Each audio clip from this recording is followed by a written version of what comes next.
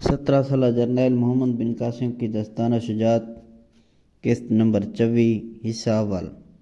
نعرہ توحید۔ عام ہندوؤں نے جب مسلمانوں کو قلعے کے اندر دیکھا تو وہ سخت بدحواس ہو کر چیختے ہوئے ادھر سے ادھر بھاگنے لگے۔ مردوں کو خوفزدہ دیکھ کر عورتیں اور بچے بھی دہشت سے کانپنے لگے اور وہ بھاگ کر گھروں میں گھس گھس کر دروازے بند کر کر کے بیٹھ گئے اور تمام دیوی دیوتاؤں کے نام لے لے کر ان سے رحم و کرم کی التجائیں کرنے لگے۔ سارے قلعے میں عجیب افراتفری مچی ہوئی تھی۔ گروہ کے گروہ ادھر ادھر بھاگے پھر رہے تھے اور شور زیادہ کر رہے تھے۔ چنانچہ وہ اس قدر غل مچا رہے تھے کہ نہ صرف قلعہ ہی گونج رہا تھا بلکہ قلعے سے باہر میلوں دور تک آواز پہنچ رہی تھی۔ اگرچہ لڑنے والے ہندو بھی اپنی جانیں بچانے کی فکر میں تھے، لیکن ابھی ان کے سردار للکار للکار کر انہیں لڑنے اور مرنے پر آمادہ کر رہے تھے، اور جہاں جہاں مسلمانوں کی صاف و شفاف تلواریں بلند ہو کر ان کے سر و تن کے فیصلے کر رہی تھیں، ہندو جلد جلد قتل ہو کر گر رہے تھے۔ دراصل ہندوؤں کے دل ٹوٹ چکے تھے۔ محض جھنڈا ٹوٹ کر گر جانے کی وجہ سے وہ ہر بات سے شگون لینے کے عادی تھے۔ وہاں پرست تھے، انہیں بالکل اس پر اعتماد تھا کہ جب تک جھنڈا قائم رہے گا دیبل ہرگز فتح نہ ہو سکے گا۔ آج جھنڈا ٹوٹ کر گر گیا تھا اور اس لیے ان کی ہمتیں بھی ٹوٹ گئی تھیں۔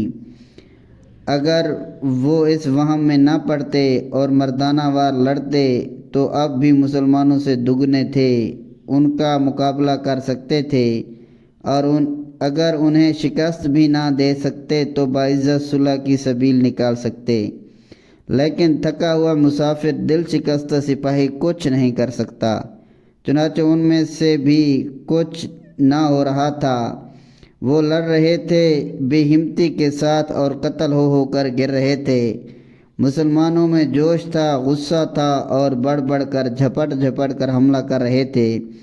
ادھر ہر شخص ہر حملے میں ایک ہندو کو مار ڈالتا تھا، چونکہ ہندوؤں کا لشکر سارے قلعے میں پھیل گیا تھا، اس لیے مسلمان بھی ہر طرف چھا گئے تھے اور نظریں جھکائے دشمنوں کو قتل کر رہے تھے۔ سمنی اس وقت مندر کے قریب کھڑا تھا، اس کے گرد 2-2.5 ہزار مسلح سپاہی کھڑے تھے۔ وہ جوش و غضب سے بل کھا رہا تھا۔ اس کو اس لیے ہندوؤں پر غصہ آ رہا تھا کہ وہ اچھی طرح نہیں لڑ رہے تھے بلکہ دبے ہوئے جنگ کر رہے تھے، اور اس لیے وہ قتل ہو رہے تھے۔ اس نے للکار کر کہا، بہادر ہندو، یہ کیا بزدلی ہے؟ تم اب بھی مسلمانوں سے دگنے ہو۔ اگر مل کر جوش و خروش سے لڑو تو ان کے ٹکڑے اڑا سکتے ہو۔ یہ لوگ اپنے اسیروں کو چھڑانے آئے ہیں، تم ان کا خاتمہ کر کے ان کے بھائیوں کو جو ہماری قید میں ہیں دیوتاؤں کی نظر کر کے قربانی کر ڈالو۔